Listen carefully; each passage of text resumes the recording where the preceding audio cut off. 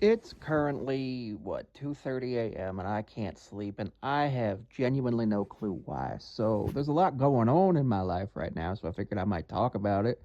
I have a friend having a bit of a medical situation, but I've heard from their family say they should probably be okay and everything should be good in the next day or two, so that's good.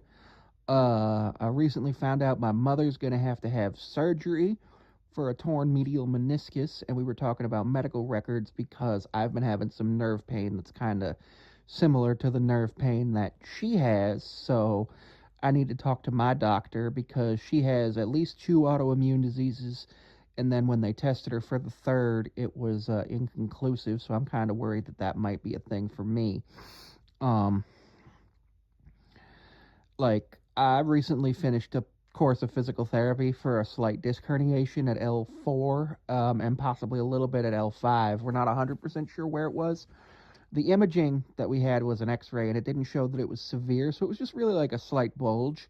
But the physical therapy helped, got the spine stronger, got the spine support muscles stronger, got me figuring out things that could help me with like how to work my body in a way that was not pain free, but less painful. Unfortunately, I don't think I'll ever be pain free in terms of this with the spine, just due to the fact that my body has been in pain for years, and there's a lot of stuff like going on, and I just have like kind of chronic pain.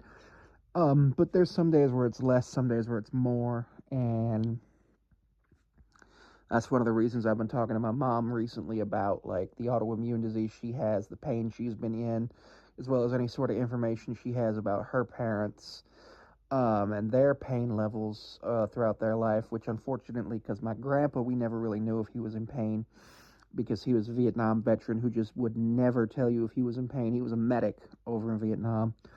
Um, he's 84 right now. Yeah, 84, 1941. He's on hospice because he's got dementia, really bad dementia. He's had dementia for like a decade, and it's gotten really, really bad. Now, normally when you're on hospice, you need a diagnosis of 6 months or less to live, and he's been on hospice since October, so that's 8 months. But he does have that diagnosis still. They recertified him about 2, 3 weeks ago. Said, yeah, it's still unlikely that he's going to live another 6 months, and it wasn't due to the dementia. Back in what's it called, October, there was a bit of a scare where he had some blood in his urine when they changed him, and they were like, well, we should go to the doctor, get that checked out. Got that checked out. They found that he had bladder cancer, some kidney stones, some gallstones, a whole bunch of other stuff. But the bladder cancer wasn't necessarily like aggressive, but I think they classified it as stage 3 and potentially close to stage 4. um there was the option to do surgery, but because he was 83 at the time, and unable to make his own medical decisions because of the dementia, grandma chose to have him placed on hospice for comfort care for whatever amount of time he had left. Because the risks of the surgery did include just like immediate death, which kind of would suck. You don't want that to happen ever. When you're in surgery, like no surgeon wants that on their record or their conscience. No patient wants to die. It happens, but when you can like give somebody comfort care instead of putting that risk on them, it's really good.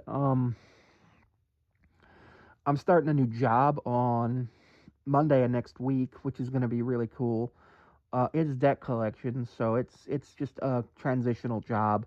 Because while I was in college, I didn't really work. I worked for the first kind of year I was in college. I worked at a movie theater for a little bit, and then worked. I got fired from the movie theater for telling a customer to fuck off or go fuck themselves. I can't remember which it was, but yeah. And then I worked at a brewery down by the hockey arena. A couple of you guys actually came in and recognized me during that time from my TikToks, which was really fucking cool. You guys were really nice when you did. I thought that was cool. During that first year, and unfortunately, that led to me having a drinking problem.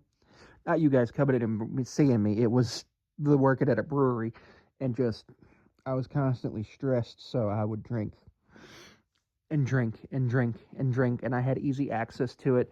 And I would pretty much always just spend most of my paycheck at the brewery, which was not fun.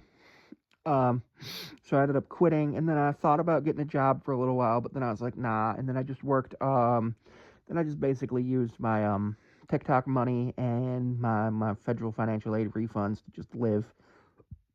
Uh, uh, and then I've been looking for jobs for probably about the last. Well, I started looking for jobs in April after the convention ended because unfortunately, while I was doing the convention, I couldn't get a job. I had to do the convention and do grad school. That was stressful in a good way. Got a lot of good experience, got a lot of fun stuff, learned a lot about myself, learned some really cool fun stuff, did a lot of cool fun stuff, met some really amazing people that I absolutely appreciate knowing and having met and having worked with. David Vincent, Laura Stahl, and Coy Dow were all guests at the convention. And then we had 3 cosplay guests who were all amazing. One Tempest cosplay, one Jinx, and one Chloe Lee. Those 3 were really cool cosplay guests. 2 of them were actually like I think their first time doing a convention, and another did a couple before, maybe 1 or 2 before. Which I thought it was really cool. They all enjoyed it. We enjoyed it. We enjoyed having them. Absolutely appreciated that they were there. Uh, they all had amazing cosplays too, by the way. And David Vincent being the kind of like the headliner was amazing because he was one of those people who is in a lot of cool stuff. He's in Jujutsu Kaisen. Unfortunately, he wasn't able to make all 3 days because he had already been booked for a Sunday, but we were like, we don't care. We'll get him. But yeah, going back to me, I can't sleep and I don't know why. It's just been I'm not dehydrated. I'm not hungry. I had breakfast, lunch, dinner, and a snack today. I drank water. I drank beverages. I got my hydration in. I took my meds. I don't have any third like I did my PT work, so I'm not like my pain's like at a normal level where I don't feel the need to actually take a medication to lower it, which is good. Obviously, if it spikes, I'll take a medication, but at this point, I don't know why I can't sleep. I have 1 week left of summer grad school. I took 1 class, young adult literature. Oh my God. At the end of the class, once I get my grade, I am going to talk about it. Because at this point, there's some stuff that I got to talk about. So it's supposed to be both a literature class and a pedagogy class. So obviously, there's some stuff in there that you got to think about that's not necessarily related to literature, like how do you teach literature, how do you teach writing, stuff like that. But you would also think that in a literature class there'd be essay writing, but no, there wasn't. And then there's been people suggesting that we shouldn't even have students do that. It's absolutely ridiculous. I'll be honest with you. I don't even know why I did it. I'm not going to teach. I just know I'm not going to. A lot of stuff's been going on.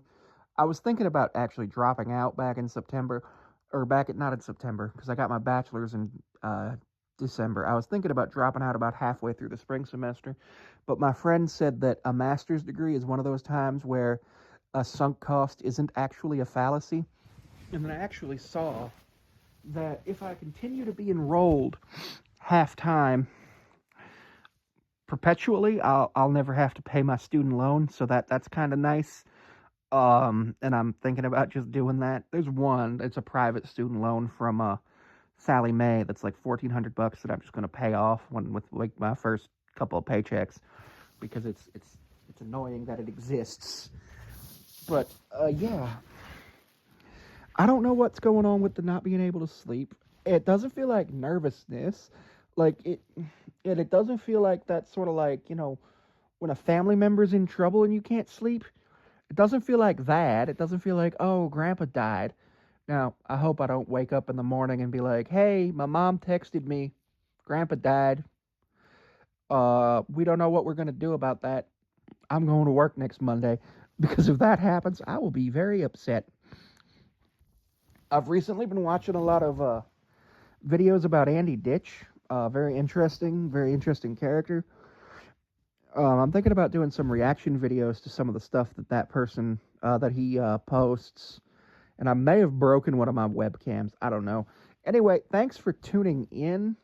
You can follow me on Instagram at Sammy54362, Samantha P54361. You can follow me on TikTok at Sammy54366 and Sammy54361. You can follow me on Patreon at Sammy5436. You can follow me on the Battle Pass at Sammy5436. I'm on Cameo at Sammy5436.